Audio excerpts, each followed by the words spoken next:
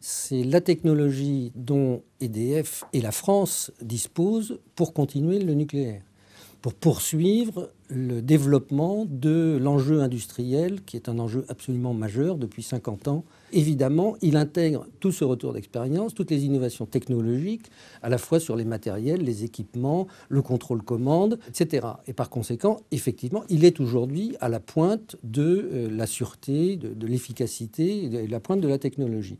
Évidemment, il est bon pour la France et évidemment, il est bon pour l'exportation. Équilibrer le mix énergétique peut vouloir dire plusieurs choses. Si c'est viser à un horizon raisonnable l'évolution de ce mix énergétique, évidemment, c'est quelque chose qu'il faut considérer.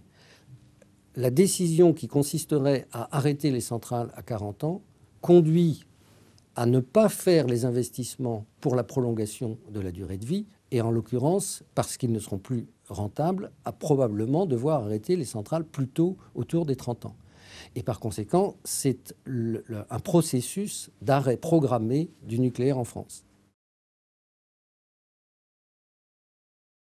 Le nucléaire, c'est un des 3 piliers industriels de la France, qui représente aujourd'hui 150 000 emplois directs de gens qui travaillent dans le nucléaire, 250 000 de gens auxquels on achète, qui sont donc des emplois indirects.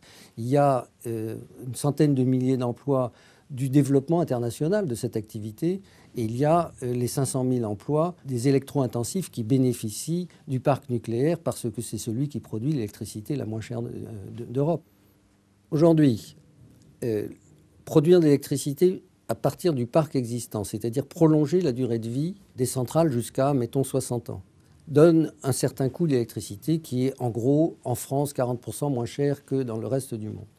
Produire la même électricité avec des énergies renouvelables, par exemple de l'éolien, coûte entre 2 fois et 4 fois plus cher si c'est de l'éolien onshore ou offshore, 10 fois plus cher si c'est du solaire.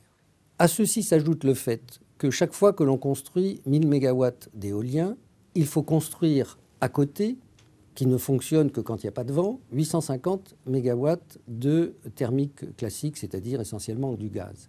Et par conséquent, le coût n'est pas seulement celui de la production éolienne, il est aussi celui des réserves de moyens de production au gaz qu'il faut mettre à côté. Et donc le coût pour la facture pour le Français dans le domaine de la production d'électricité sera au moins multiplié par 4.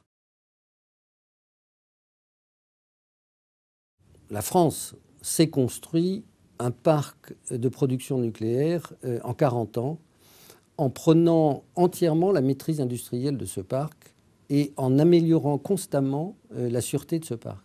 Aujourd'hui, nous sommes à un moment clé de l'existence de ce parc, puisque les centrales ont entre 25 et 35 ans.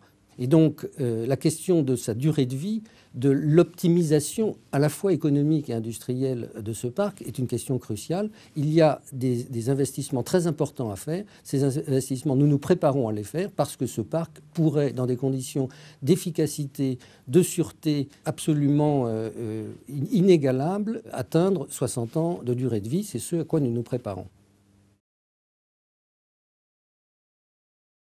Dans un processus industriel, la capacité à utiliser l'ensemble des enseignements intérieurs, donc retour d'expérience d'exploitation, mais aussi des incidents et des accidents qui se sont produits à l'extérieur, ont constamment servi à améliorer le standard de sûreté. C'est d'ailleurs l'exercice que nous avons fait dans le cadre du post-Fukushima, ce qu'on a appelé les évaluations complémentaires de sûreté.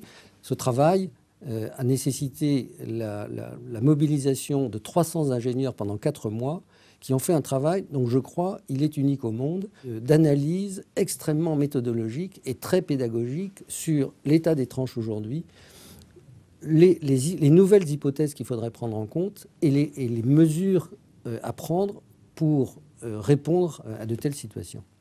Et aujourd'hui, nous proposons, après Fukushima, de monter l'ensemble des unités du parc nucléaire français au niveau de sûreté le plus élevé qui soit, c'est-à-dire celui des centrales les plus récentes.